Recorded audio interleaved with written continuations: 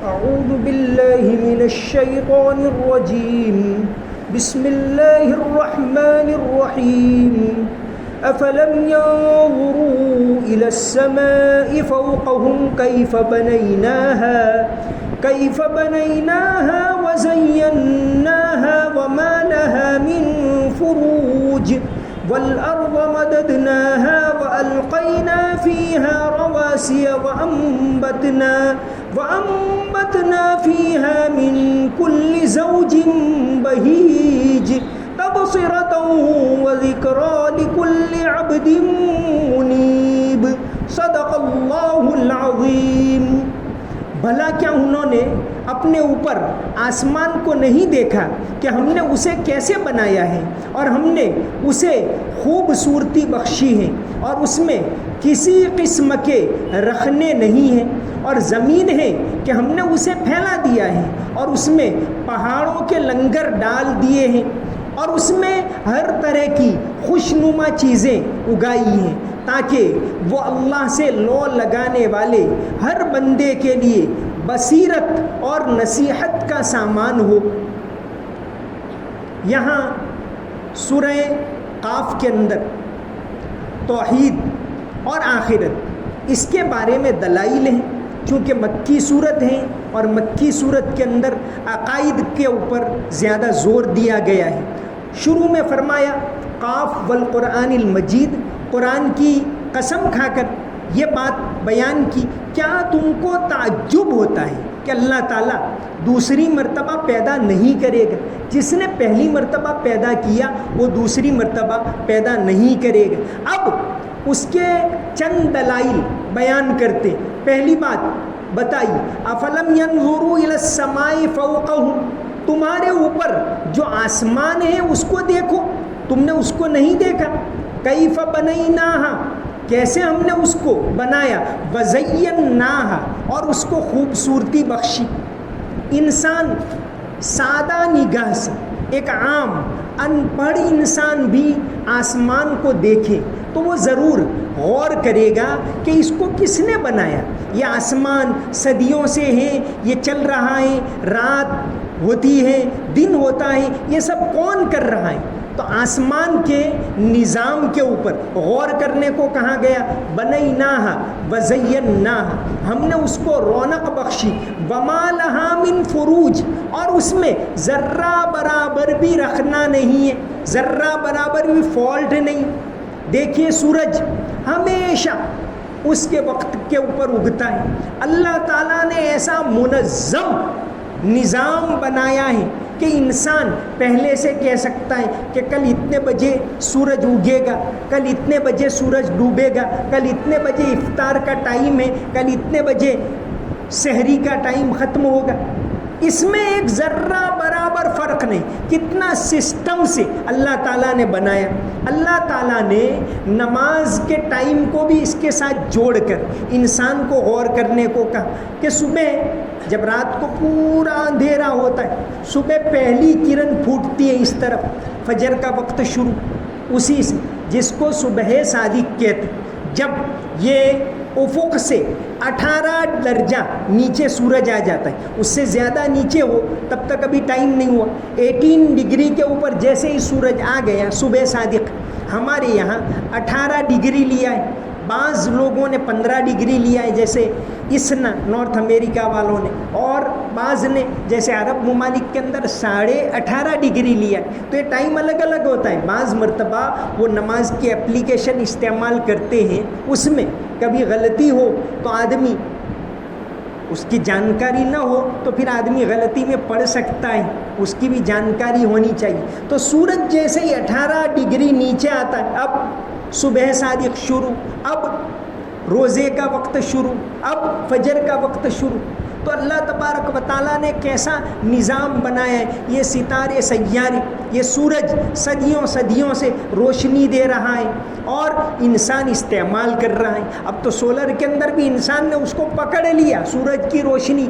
یہ انسان کا کمال نہیں، اللہ نے وہ رکھا ہے، وہ سورج بنایا ہے تو آپ نے اس کو کیچ کیا۔ تو اللہ تبارک و تعالیٰ کی قدرت کو بتا رہا ہے یہ سارا نظام۔ علامہ اقبال نے کہا تھا ڈھونڈنے والا ستاروں کی گزرگاہوں کا اپنے افکار کی دنیا میں سفر کر نہ سک. کہ انسان بات کر رہا ہے چاند پر جانے کی, مریخ پر جانے کی. ابھی اعلان کیا ایلن مسک کی کمپنی اسپیس ایکس نے کہ بھئی چاند پر تو ہم گئے 1969 میں گئے تھے پہلی مرتبہ. اب مریخ پر منگل کے اوپر جانے کا پلان ہے. اسپیس ایکس نے اعلان کر دیا ہے کہ 2029 تک بغیر انسان کے تو وہاں پہنچے, لیکن انسان کے ساتھ 2029 تک وہاں پہنچنے کا پلان ہے. تو یہ تو ہمارے بالکل قریب ہے. یہ ستارے سیارے ہیں وہ تو اربوں اربوں کھربوں کھربوں ہیں.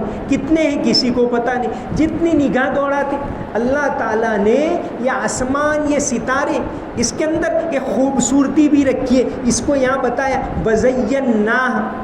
آج کا انسان مصنوعی روشنی میں اتنا گم ہو گیا ہے کہ اس کو اللہ کی قدرت کی یہ کاریگری دیکھنے کا موقع ہی نہیں ملتا.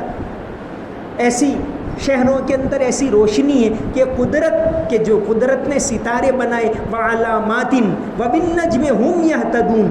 آج بھی انسان یہ سارے جو ہیں ہوائی جہاز چلتے ہیں, سارے سمندری جہاز چلتے, وہ ستاروں سے راستہ پاتے ہیں. آج بھی قطب نما کیوں کہتے ہیں؟ قطب کے تارے کو سینٹر میں رکھ کر اس کو بنایا تو اس کو قطب نما کہتے. تو اللہ تبارک و تعالیٰ نے آسمان بنایا, ستارے بنائے. کتنے ستارے سیارے کتنے پتہ نہیں اب تک انسان کو, لیکن ایک اندازہ لگائے کیونکہ جتنا آگے نگاہ دوڑاتے اتنے زیادہ ستارے سیارے. انسان حیرت میں پڑ جائے. اب تک جو سائنس والے یہ کہتے ہیں کہ کائنات کے اندر, کیونکہ ستاروں کو تو گننا مشکل ہو گئے, ہزاروں لاکھوں کروڑوں آپ کہاں تک جاؤ گے؟ کروڑ سے اوپر ارب, ارب سے اوپر گوگل سے اوپر زلین بلین ٹریلین, سب اس سے آگے کہاں جاؤ گے؟ عدد ختم ہو جائے, اتنے ہیں یہ. تو اب اس کو گیلیکسی میں گننا شروع کیا کہ ایک گیلیکسی جس میں 10 لاکھ تارے ہوتے ہیں, ایک گیلیکسی میں 10 لاکھ تارے. تو اب تک یہ اندازہ ہے کہ کائنات میں 2 ٹریلین گیلیکسی ہیں. 2 ٹریلین, ایک ہوتا ہے ملین, ایک ہوتا ہے بلین. بلین کے معنی 1 ارب, ایک ہوتا ہے ٹریلین. 1 ٹریلین یعنی 1000 ارب, یعنی 2000 ارب تارے نہیں, 2000 ارب گیلیکسی. اور یہ اندازہ ہے, اس سے بڑا کتنا ہے وہ تو اللہ تبارک و تعالیٰ ہی جانتے. جس اللہ نے یہ بنایا وہ ایک عام انسان کو, عام مسلمان کو اس دنیا سے 10 گنا بڑی جنت دے, اس میں کوئی شک کی بات ہی نہیں. علامہ اقبال نے کہا تھا کہ بھئی یہ انسان یہاں جا رہا ہے وہاں جا رہا ہے, اپنی زندگی کا تو اس دنیا کا تو ابھی ٹھکانہ نہیں ہے. ڈھونڈنے والا ستاروں کی گزرگاہوں کا اپنے افکار کی دنیا میں سفر کر نہ سکا, ابھی اپنے عقیدے بھی وہ بنا نہیں سکا.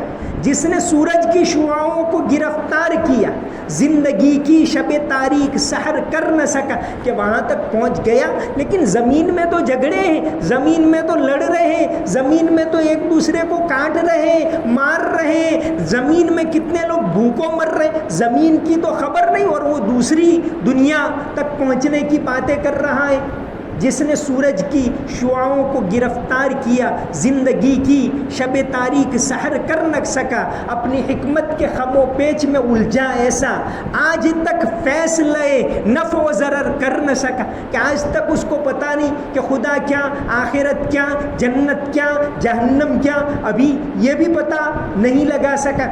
تو فرمایا کہ اللہ تعالیٰ دوبارہ پیدا کرے گا, اس کے دلائل. پہلی دلیل افلم ينظروا الى السماء فوقهم, آسمان کو دیکھا نہیں, کیف بنیناہا, ہم نے کیسے اس کو بنایا, وزیناہا, کہ بھئی یہ ایک چھوٹا سا یہ جس کو کہتے گرو مشتری, یہ زمین سے 13 لاکھ گنا بڑا ہے. زمین اپنی دیکھو, را مٹیریل اس کا کون لایا ہوگا؟ زمین میں سے انسان صدیوں صدیوں صدیوں سے لوہا نکالتا ہے, ختم نہیں ہو رہا, سونا نکالتا ہے, چاندی نکالتا ہے, پانی نکالتا ہے, سب کچھ نکال رہا ہے, چل رہا ہے. کون اس کے اندر بھر رہا؟ اس کے اوپر کبھی غور نہیں کیا؟ افلم ینظروا الی السماء فوقہم کیف بنیناہا، کہ کیسے ہم نے اس کو بنایا، وزیناہا، اور اس کو خوبصورت بنایا، وما لہا من فروج، اس کے اندر ایک ذرا بھی رکھنا نہیں ہے، ایک ذرا بھی فالٹ نہیں ہے۔ دوسری دلیل والارض مددناہا، زمین کو کبھی دیکھا کہ ہم نے کیسے اس کو پھیلا دیا؟ والارض مددناہا والقینا فیہا رواسی، پھر زمین کے اوپر ہم نے پہاڑ بنائے، لنگر انداز کر دی۔ رواسیہ کا مطلب ہوتا ہے لنگر انداز کرنا۔ یہ بڑے بڑے جہاز ہوتے ہیں، جب سمندر کے کنارے کے اوپر آتے آ تو گئے، لیکن ابھی ہواؤں سے وہ بیلنس میں نہیں رہتے، بیلنس میں رکھنے کے لیے ان کو بڑی بڑی رسیوں سے باندھتے تاکہ وہ بیلنس میں رہے۔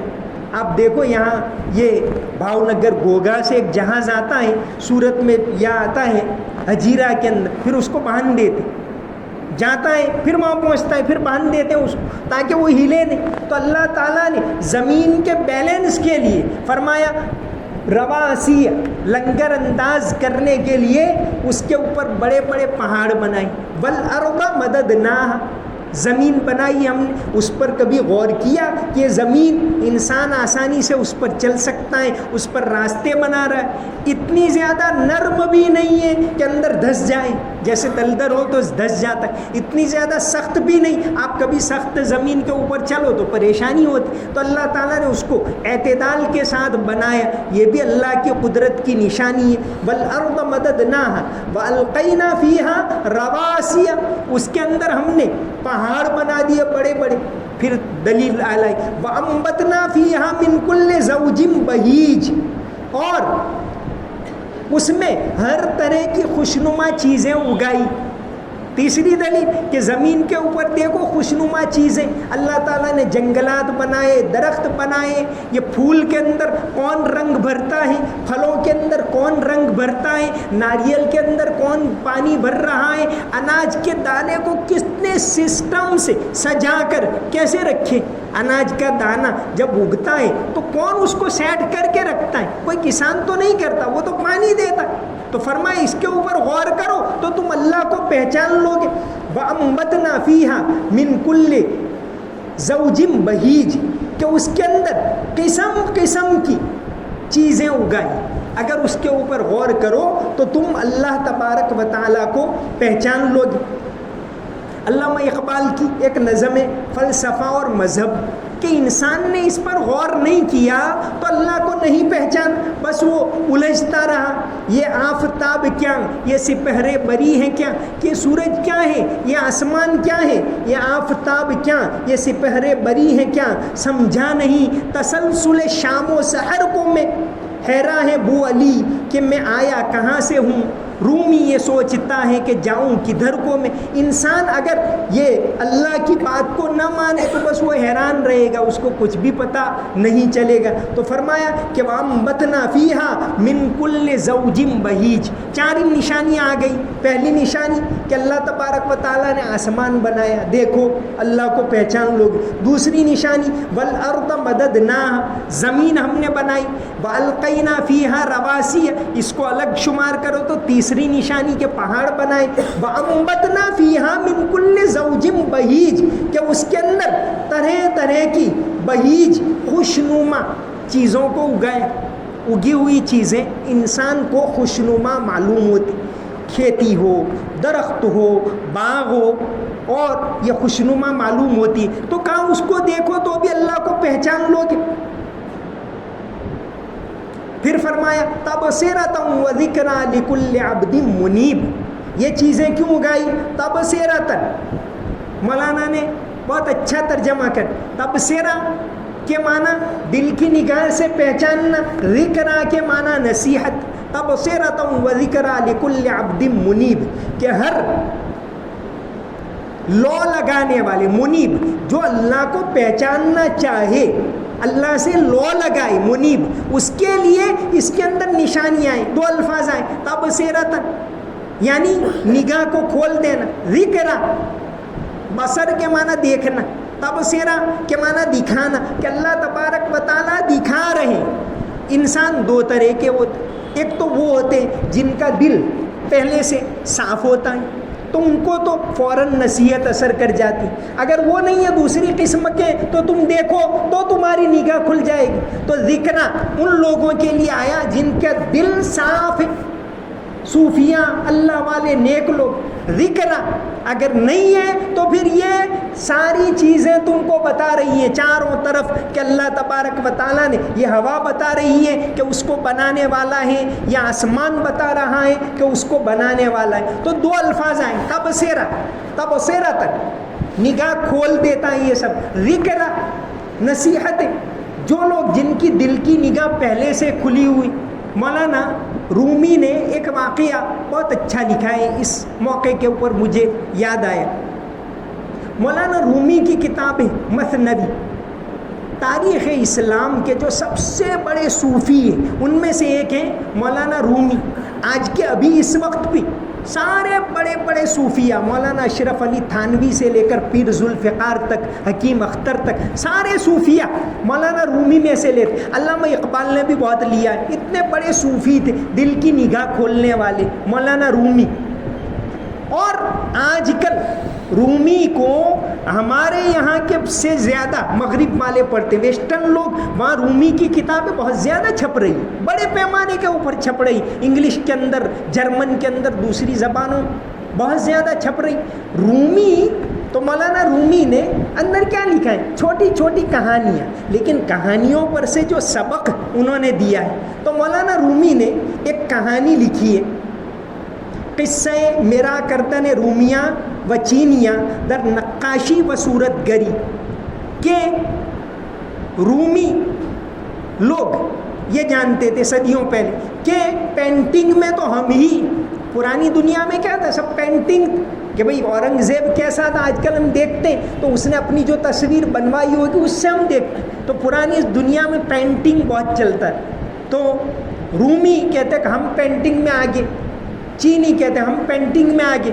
تو چین کے ایک بادشاہ کے سامنے ایک مرتبہ دونوں طرح کے پینٹر آ گئے, ایک ٹیم آئی رومیوں کی, ایک چینیوں کی. ایک واقعہ مولانا نے لکھا ہے پینٹنگ کا مقابلہ, کہ ہم اچھے, وہ کہتے ہیں ہم اچھے, اچھا چلو مقابلہ کر لو. تو بادشاہ نے مقابلہ رکھا کہ بھئی دونوں کو پورا موقع دیا جائے گا, اچھے سے اچھی تصویر بناؤ, پھر دیکھتے ہیں کہ کون آگے. تو دو طرف آمنے سامنے دیوار پر, اس دیوار پر رومیوں کو پینٹنگ کرنا ہے, اس پر چینیوں. چونکہ جب فیصلہ کرنا ہو, جو جج ہو یہ دیکھے گا, پھر یہ دیکھے گا, جیسے کپڑا دیکھتا ہے, وہ ایک دیکھ کر اگر رکھ دیا, دوسرا دیکھا, پھر وہ لا کے دیکھنا پڑتا ہے کون سا لوں. تو آمنے سامنے رکھا تاکہ جج جو ہے فیصلہ کر سکے, اور درمیان میں ایک آڑ بنا دی. اب تمہارا پینٹنگ کرو, تم کرو, پھر پورا ہو جائے تو ہم کو کہنا. پورا ہو گیا, اب پردہ ہٹایا, پہلے چینیوں کا دیکھا, حیرت میں پڑ جائے ایسا پینٹنگ بہت خوبصورت. اب رومن لوگوں کا دیکھا پینٹنگ, رومیوں نے کچھ بھی نہیں کیا, انہوں نے اس دیوار کو ایسا پالش کیا, ایسا پالش کیا, ایسا پالش کیا, ایسا اس کو آئینے کی طرح کر دیا کہ یہ تصویر اس میں نظر آئے.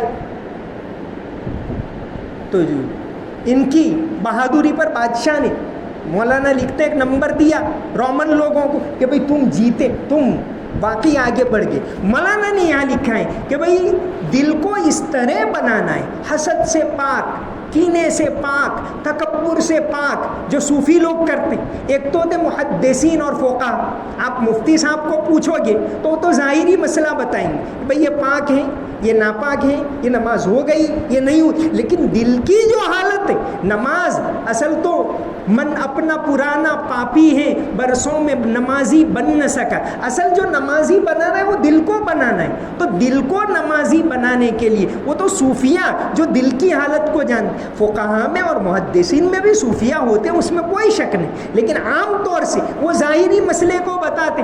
تو مولانا رومی نے یہاں یہ واقعہ لکھ کر یہ بیان دیا کہ بھئی تمہارے دل کو صاف کرو تو تم کو یہ اللہ کی کاریگری وہ تمہارے دل کے اندر سیدھے اتر جائے گی.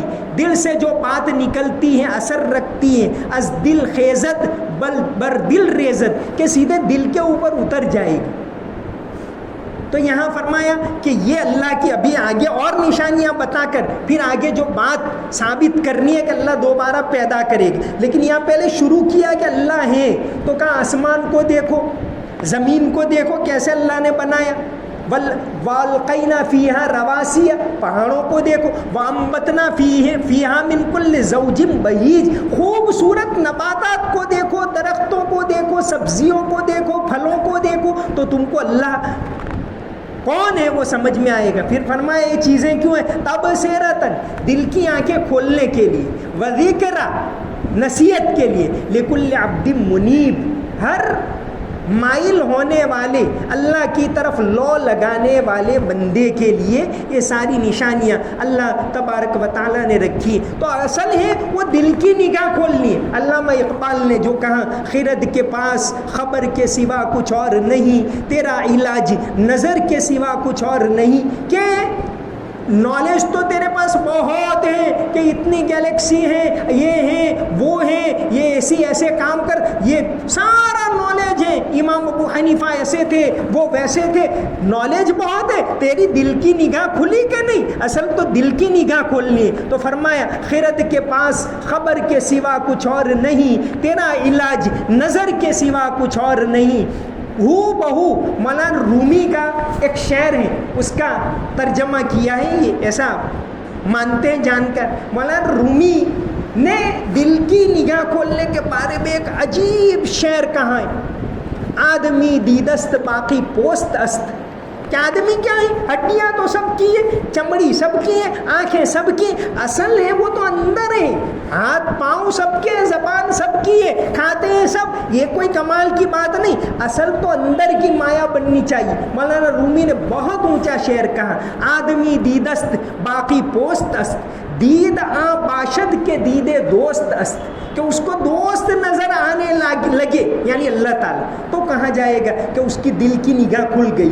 آدمی دیدست باقی پوست است، دید آ باشد کے دیدے دوست است، جملہ تن را در گدازن در بسر، در نظر رو در نظر رو در نظر، کہ تیرے اندرون کو سدھار، تیرے اندرون کو سدھار، تیرے دل کی مایا کو بنا کہ تجھے انتعبد اللہ کانک تراہ، تو عبادت کرے تو تجھے اللہ دکھائی دے، تو نماز پڑھے تو تجھے اور چیزیں دکھائی نہ دے، اور چیزوں کی طرف تیری توجہ نہ جائے کہ دکان کی طرف اور مجھے جانا ہے نوکری پر، اور وہ نہیں، اللہ دکھائی دے، ایسی تمہاری نگاہ کو بناؤ۔ تو یہاں یہی ہے کہ تبصرۃ، دل کی نگاہ کھولو، وذکرا، تو یہ نصیحت تم کو اثر کرے گی، لکل عبد منیب، اور وہ بھی اس وقت جب آدمی تڑپ رکھتا ہو، لو لگائے، توجہ دے، تو اللہ تعالیٰ دل کی نگاہ کو کھولیں گی۔ تو یہاں اللہ کی توحید کی نشانیاں ہیں، اور اس کو پھر آگے لے جا کر یہ بتانا ہے